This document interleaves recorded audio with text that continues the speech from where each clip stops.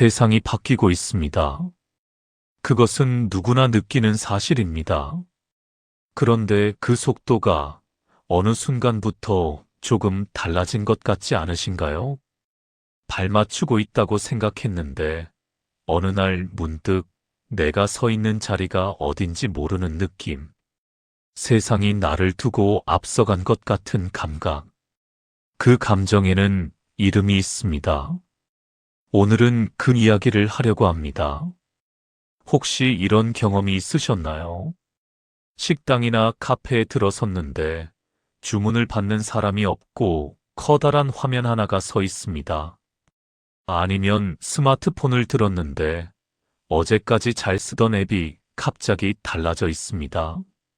아니면 자녀가 이야기하는 것들, 인공지능이니, 챗봇이니, 클라우드니, 그 말들이 귀에는 들어오는데 뭔가 내 이야기가 아닌 것 같습니다. 그 순간 마음속에 올라오는 감정, 당혹감일 수도 있고, 짜증일 수도 있고, 또는 그냥 조용히 뒤로 물러서고 싶은 마음일 수도 있습니다. 이 감정들은 모두 같은 뿌리를 갖고 있습니다. 그리고 그 뿌리를 이해하면 그 감정이 나를 덜 지배하게 됩니다. 오늘 시니어 마음은 골든에서는 그 이야기를 함께 해보겠습니다. 잠깐 여러분이 20대이던 시절로 거슬러 올라가 보겠습니다. 그때 직장에서 또는 학교에서 처음으로 새로운 기계 앞에 섰던 경험. 혹시 기억하시나요? 타자기를 처음 배우셨던 분들이 계실 겁니다. 처음에는 손가락이 어디로 가야 할지 몰라서 한 글자 한 글자 찾아 누르고, 그러다 어느 날 손이 저절로 움직이기 시작할 때의 그 감각. 아, 이제 됐구나. 주판을 배우셨던 분들도 계실 겁니다. 알을 튕기는 리듬이 손에 익기까지 얼마나 반복했는지.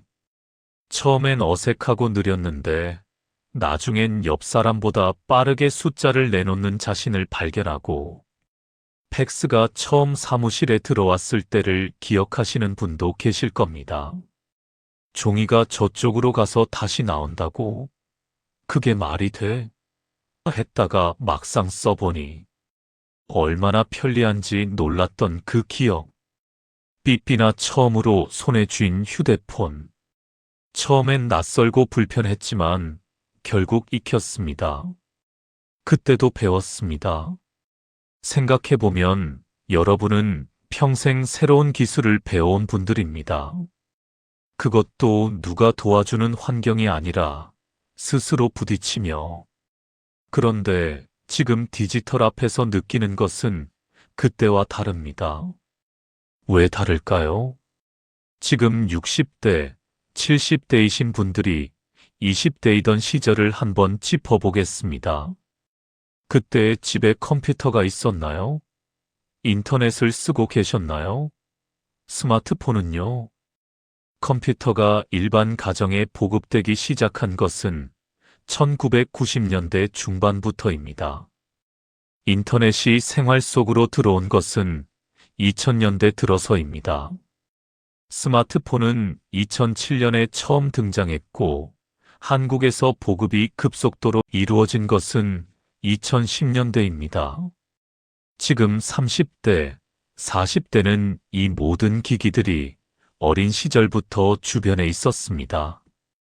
컴퓨터 게임을 하며 자랐고, 인터넷으로 숙제를 했고, 스마트폰은 처음부터 장난감이자 도구였습니다. 화면을 넘기고, 버튼을 누르고, 오류가 나도 혼자 해결하면서 수천, 수만 번의 경험이 몸에 새겨진 겁니다. 그런데 지금 어르신 세대는 이 모든 것을 40대, 50대, 때로는 60대가 넘어서야 처음 손에 쥐셨습니다. 그것도 여유로운 환경에서가 아닙니다. 이제 이걸 써야 합니다라는 사회적 압박 속에서 이것도 못하세요? 라는 시선을 느끼며 빨리 배워야 한다는 긴장과 함께 타자기를 배울 때 주판을 배울 때와 결정적으로 다른 것이 있습니다. 그때는 시간이 있었습니다. 틀려도 괜찮은 환경이 있었습니다. 나처럼 처음 배우는 사람들이 주변에 가득했습니다. 지금은 다릅니다. 주변은 이미 다 잘하는 것 같습니다. 틀리면 눈치가 보입니다. 기다려주는 시간이 없습니다. 출발점이 다른 겁니다. 능력이 다른 게 아닙니다. 경험이 쌓인 시간과 환경이 다른 겁니다. 그리고 이것은 개인의 이야기가 아닙니다. 2025년에 발표된 디지털 정보격차 실태조사에 따르면 65세 이상의 절반 이상이 키오스크 앞에서 이용을 포기하거나 기피한 경험이 있습니다. 절반 이상입니다. 이것은 당신 혼자의 이야기가 아닙니다. 2025년 대한민국은 공식적으로 초고령 사회에 진입했습니다. 전체 인구 5명 중 1명이 65세 이상인 사회. 그런데 이 사회는 동시에 무섭도록 빠르게 디지털로 전환되고 있습니다. 은행 창구가 줄어들고 병원 접수도 앱으로, 기차표도 온라인으로. 세상의 속도가 사람의 속도를 앞질렀을 때 가장 먼저, 가장 크게 그 감각을 느끼는 분들이 계십니다. 그리고 그 감각은 설명이 필요합니다. 디지털 기기를 어려워하는 것에 대해 주변에서 가장 많이 하는 말이 있습니다. 배우려는 의지가 없어서 그래요. 요즘 노인 교육 프로그램이 얼마나 많은데요. 유튜브는 잘 보시면서 키오스크는 왜 못하세요? 그리고 가족들은요. 분명히 도와주려는 마음입니다. 그런데 그 마음이 때로 이렇게 나옵니다. 엄마, 이거 여기 누르면 된다고요. 아버지, 몇 번을 알려드렸는데 또 모르세요? 그냥 제가 해드릴게요. 그 순간 어르신들 마음속에서 어떤 일이 일어날까요? 한쪽에서는 고마움이 올라옵니다. 도와주려는 마음인 걸 모르지 않으니까요. 그런데 동시에 다른 감정도 올라옵니다. 내가 이것도 못하나? 나 때문에 아이가 귀찮은 게 아닐까? 다음엔 그냥 물어보지 말까? 이 두 감정이 동시에 올라오는 순간 고마움과 불편함이 한꺼번에 있는 그 복잡한 마음. 그것을 정리할 시간도 없이 다음 상황이 들이닥칩니다. 그리고 그런 일이 반복되면 어떻게 될까요? 처음엔 물어봤습니다. 그런데 물어볼 때마다 마음이 무거웠습니다. 그래서 점점 물어보지 않게 됩니다. 물어보지 않으니 더 모르게 됩니다. 더 모르니 더 물어보기 어렵습니다. 이 조용한 악순환이 시작됩니다. 자녀 입장은 어떨까요? 바쁜 일상 속에서도 도와드리고 싶습니다. 그런데 가르쳐 드렸는데 다음에 또 모르실 때 솔직히 혼란스럽습니다. 왜 이걸 기억 못 하실까? 집중을 안 하시는 건가? 배우고 싶은 마음이 없으신 건가? 그래서 나온 한숨 한 번. 그 한숨은 탓이 아니었지만 탓으로 들렸습니다. 자녀분들은 분명히 도와주려는 마음이었을 겁니다. 그리고 어르신들도 빨리 익히고 싶은 마음이 없지 않으셨을 겁니다. 그런데도 그 상황이 따뜻하지 않았다면 그것은 두 분 모두의 잘못이 아닐 수 있습니다. 이 어긋남에는 이유가 있습니다. 그리고 그 이유를 이해하면 그 어긋남을 서로에게 덜 탓하게 됩니다. 심리학은 이렇게 말합니다. 이것은 기술의 문제이기 전에 마음의 문제입니다. 오늘 이야기의 첫 번째 열쇠입니다. 내가 이것을 해낼 수 있다는 마음의 믿음, 이것을 자기 효능감이라고 합니다. 능력 자체가 아닙니다. 능력이 있어도 할 수 있다는 믿음이 없으면 시도를 안 합니다. 반대로 아직 잘 못해도 해볼 수 있다는 믿음이 있으면 도전합니다. 이 개념을 처음 정립한 사람은 미국 심리학자 엘버트 반두라입니다.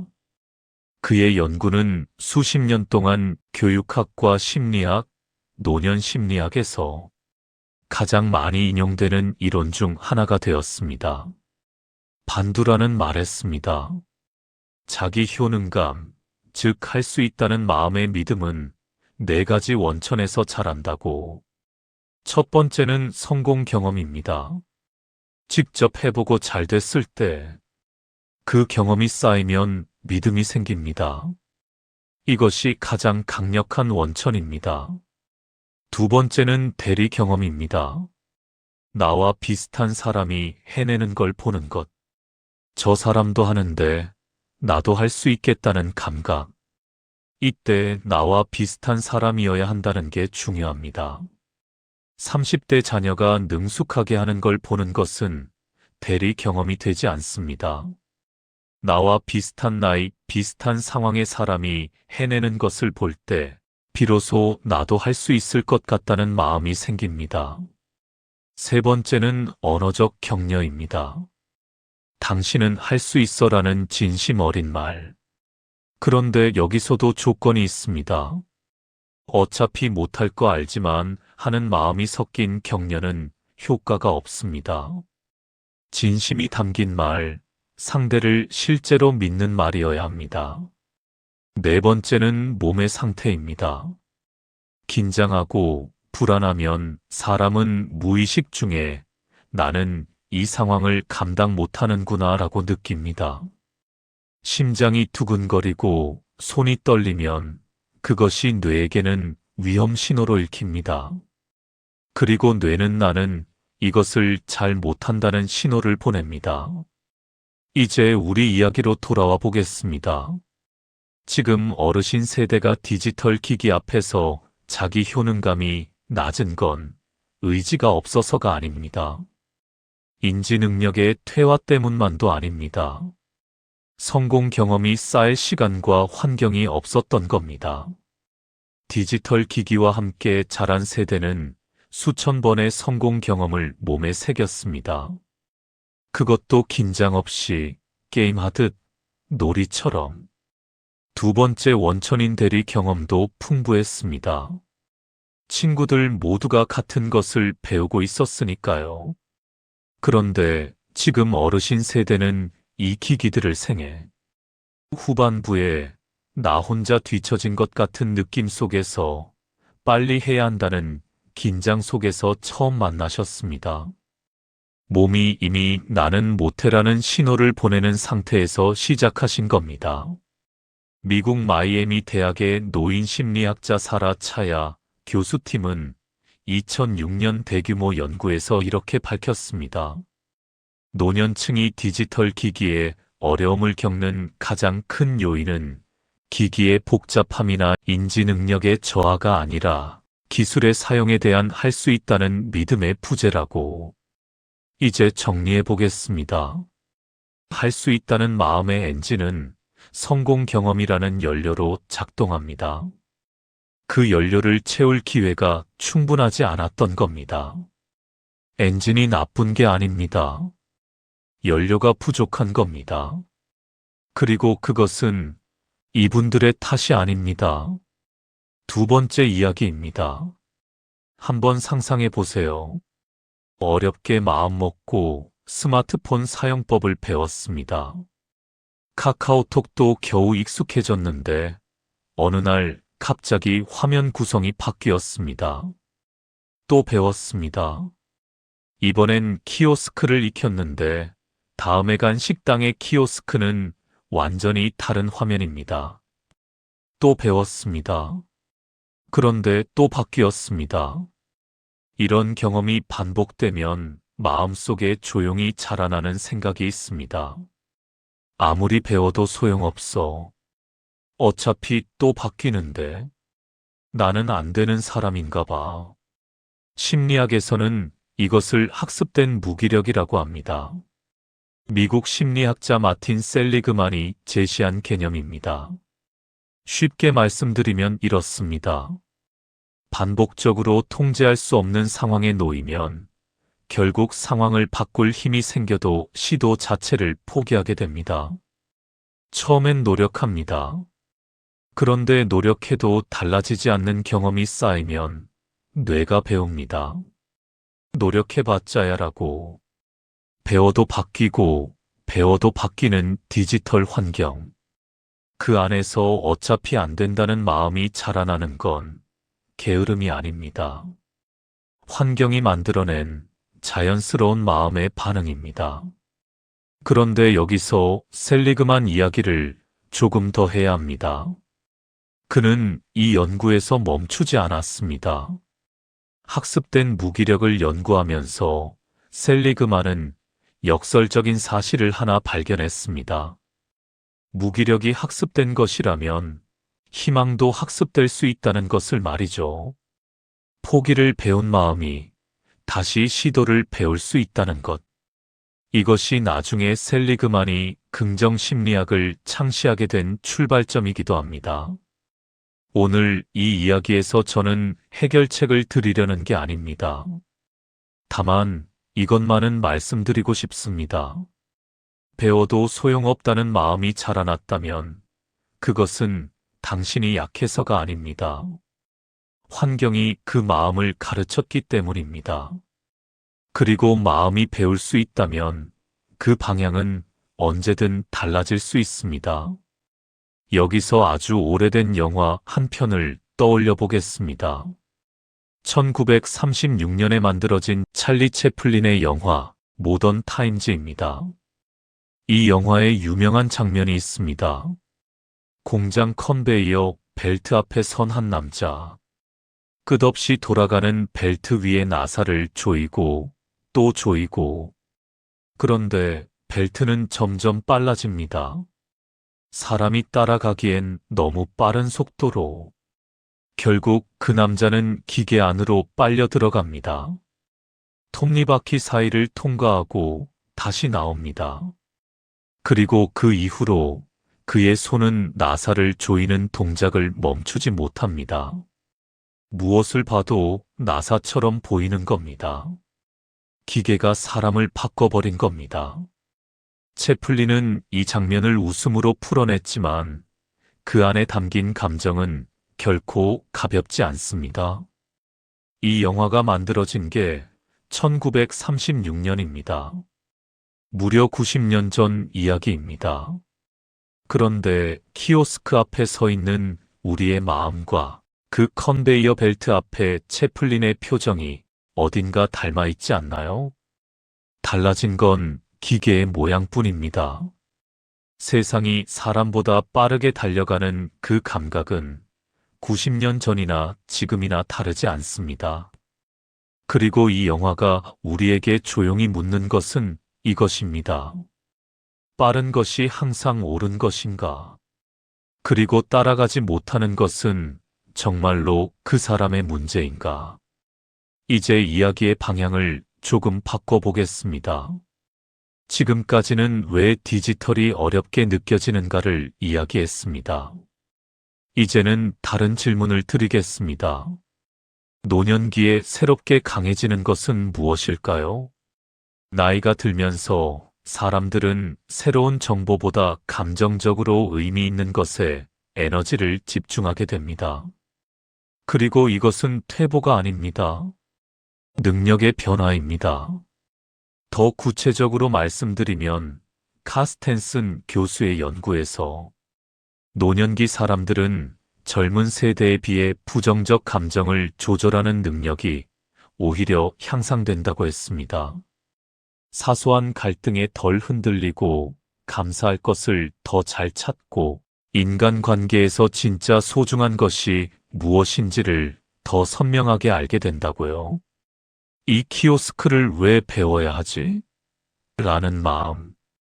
그것은 게으름이 아닐 수 있습니다.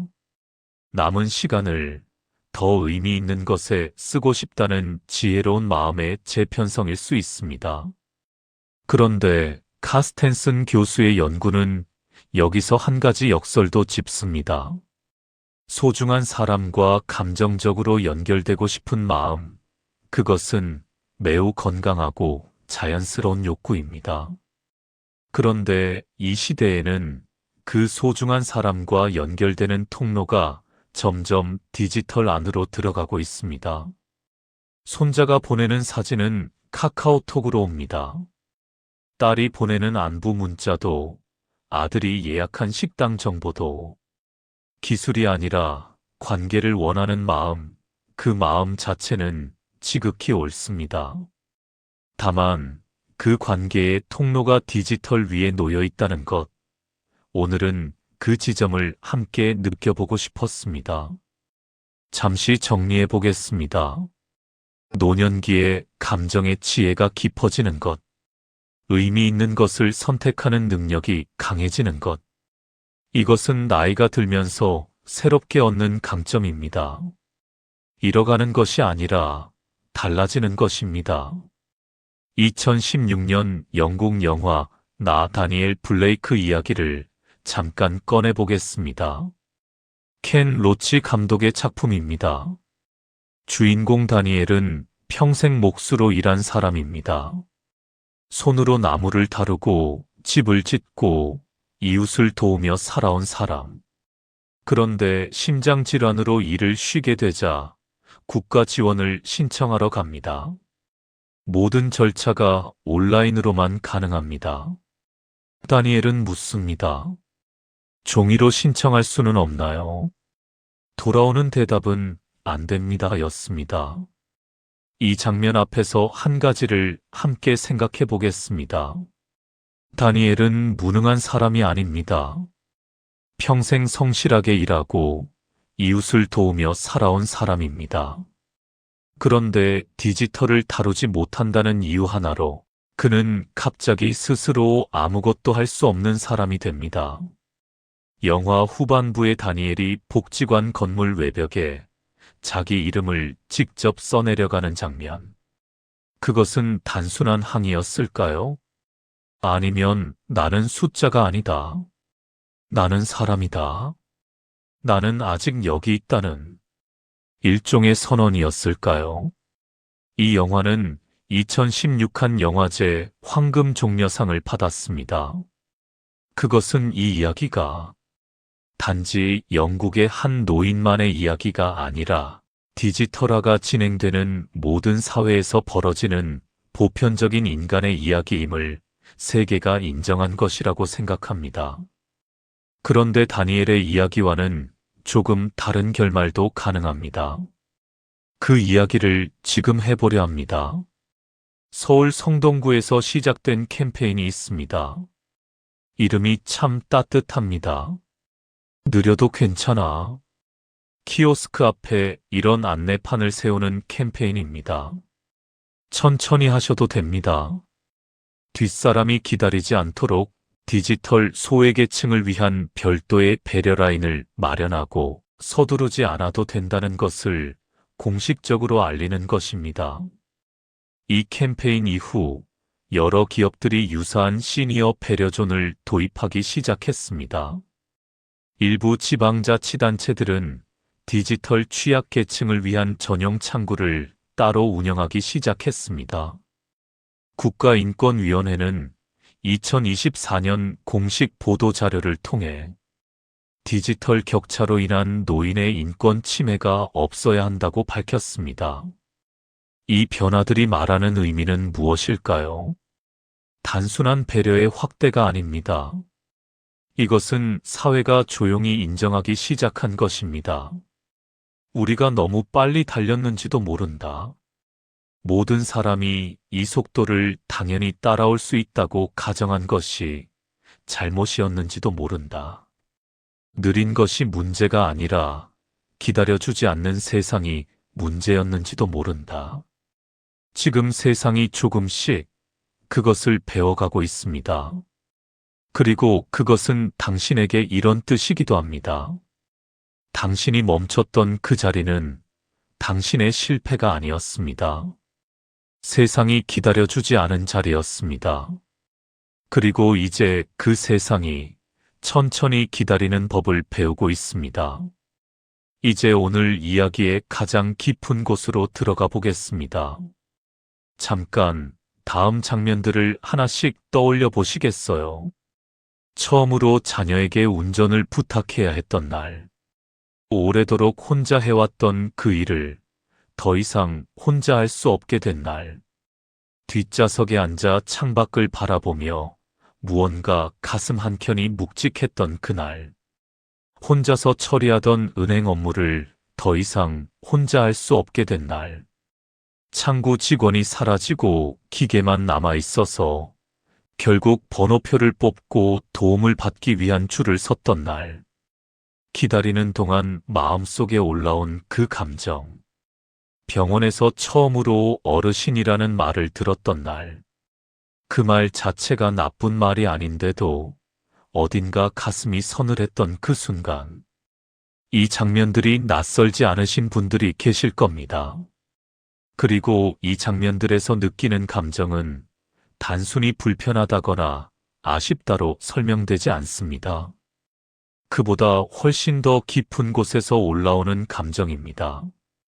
발달 심리학자 에릭 에릭슨은 노년기의 핵심 과제를 자아통합이라고 했습니다.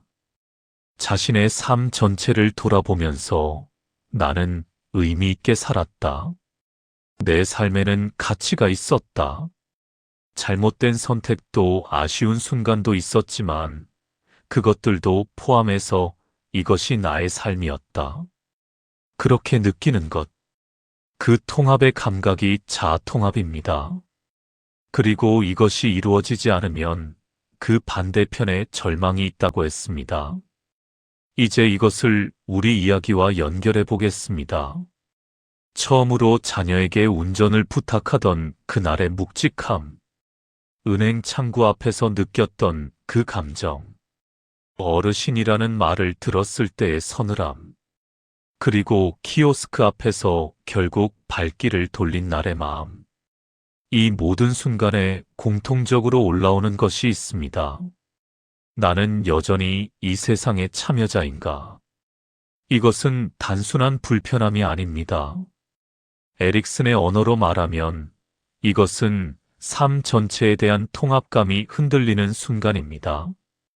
평생 열심히 살았는데, 일도 하고, 가정도 지키고, 뭔가를 해내며 살아왔는데, 그런데 지금 나는 밥 한 끼 시키는 것도 스스로 못하는 사람이 됐나? 이 생각이 든다면 그것은 키오스크 하나의 문제가 아닙니다.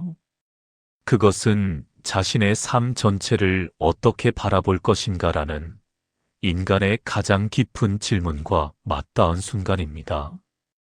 그런데 에릭슨은 여기서 중요한 이야기를 하나 더 합니다. 자아통합은 삶의 모든 것이 완벽해야 가능한 게 아니라고. 이것이 아주 중요한 말입니다. 우리는 흔히 통합이라는 말에서 모든 것이 잘 마무리된 상태를 상상합니다. 후회 없이, 실수 없이 완성된 삶.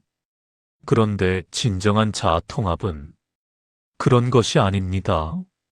어렵고 혼란스러운 순간들을 포함해서 그 모든 것이 나의 삶이었음을 받아들이는 것. 잘못된 선택도 놓쳐버린 기회도 어긋난 관계도 그것들조차 나의 삶의 일부였음을 인정하는 것. 그 전체를 부정하지 않고 그 전체가 나였음을 겸허히 받아들이는 것. 그것이 통합입니다. 그렇다면 디지털 앞에서 멈추는 이 순간도 나의 삶의 일부입니다. 타자기를 배웠던 젊은 날도 팩스를 신기해했던 중년도 키오스크 앞에서 멈춰선 지금. 이 순간도 모두 같은 사람의 이야기입니다. 그리고 그 이야기는 아직 끝나지 않았습니다. 노년기란 삶이 수축되는 시기가 아니라 어쩌면 삶이 가장 깊어지는 시기라고 합니다. 잃어가는 것들이 있지만 동시에 오직 오랜 시간이 지나야만 볼 수 있는 것들이 보이기 시작하는 시기. 오직 많은 것을 내려놓아야만 느낄 수 있는 것들이 느껴지는 시기. 그 깊이는 빠르게 달려온 사람에게는 없는 것입니다. 키오스크 앞에서 멈춘 그 순간이 삶 전체를 부정하는 순간이 아니길 바랍니다. 오히려 그 순간에 나는 아직 여기 있는가라고 묻는다는 것 자체가 아직 이 삶을 살아가고 있다는 증거입니다. 오늘 이야기를 시작하면서 이런 말씀을 드렸습니다. 세상이 나만 뒤에 남겨두고서 저만치 앞서가고 있는 것만 같은 감각. 그 감정에는 이름이 있다. 오늘 우리는 그 이름들을 함께 찾아봤습니다. 성공 경험이 쌓일 기회가 없었던 자리에서 다시 되살릴 수 있는, 할 수 있다는 마음의 믿음. 아무리 배워도 달라지지 않는 환경이 가르친 학습된 무기력. 남은 시간을 소중한 것에 쓰고 싶은 지혜로운 마음의 재편성. 그리고 키오스크 앞에서 올라오는 삶 전체에 대한 깊은 질문. 이것들은 모두 이름이 없을 때는 그냥 내 잘못으로만 보였습니다. 나는 왜 이걸 못하지?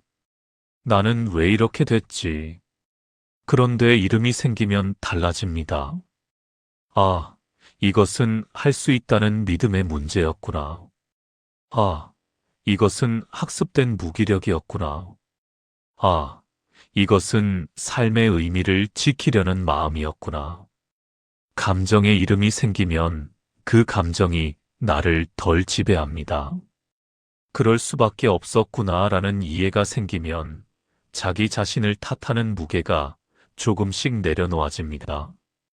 오늘 이야기를 처음 시작할 때 이런 장면들을 떠올려 보셨을 겁니다.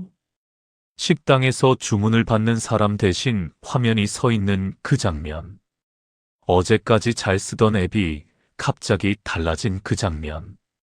자녀가 하는 이야기가 내 이야기가 아닌 것 같은 그 느낌. 그 장면들이 지금 조금 다르게 보이지 않나요? 세상이 나를 두고 앞서간 것 같은 그 감각. 오늘 그 감각에 이름이 생겼습니다. 그리고 이름이 생긴 감각은 더 이상 나를 막아서지 않습니다. 마지막으로 한 가지만 더 말씀드리겠습니다. 오늘 이야기가 드리고 싶었던 것은 어떻게 하면 디지털을 잘 쓸 수 있나가 아니었습니다. 그 앞에서 멈춰선 당신의 마음이 얼마나 자연스럽고 얼마나 이해받아 마땅하고 얼마나 인간적인 반응인지를 함께 확인하고 싶었습니다. 그리고 그것을 이해하는 것이 변화의 첫 걸음이 되기도 합니다. 어느 것 하나도 당신 탓이 아닙니다. 오늘은 여기까지입니다. 해결책을 드리지 않았습니다. 앞으로 뭘 하셔야 한다는 말씀도 드리지 않았습니다. 오늘은 이 마음을 이해하는 것만으로 충분합니다. 그리고 다음 시간에는 이어서 이런 이야기를 해보려 합니다. 잠깐만 보려고 유튜브를 켰는데 어느새 1시간이 훌쩍 지나 있었던 경험. 머리로는 이제 그만 끄려고 하는데 그러고도 한참을 더 멈추지 못했던 경험. 그런 경험들을 한 번쯤 해보신 적이 있으신가요? 그것은 의지 부족의 문제가 아닙니다. 유튜브를 끄지 못하는 데에는 사실 다른 무언가가 있습니다. 그리고 가짜 뉴스에 흔들리는 것도 어리석어서가 아닙니다. 그것을 만드는 사람들이 너무나 정교하게 설계해 두었기 때문입니다. 다음 시간에는 그 이야기를 함께 해보겠습니다. 그 구조를 이해하는 것이 디지털 콘텐츠가 범람하는 시대에 여러분 스스로를 지키는 첫걸음이 되기도 하니까요. 오늘도 함께 해주셔서 감사합니다. 시니어 마음은 골든이었습니다. 다음 영상으로 다시 찾아뵐 때까지 평안하세요.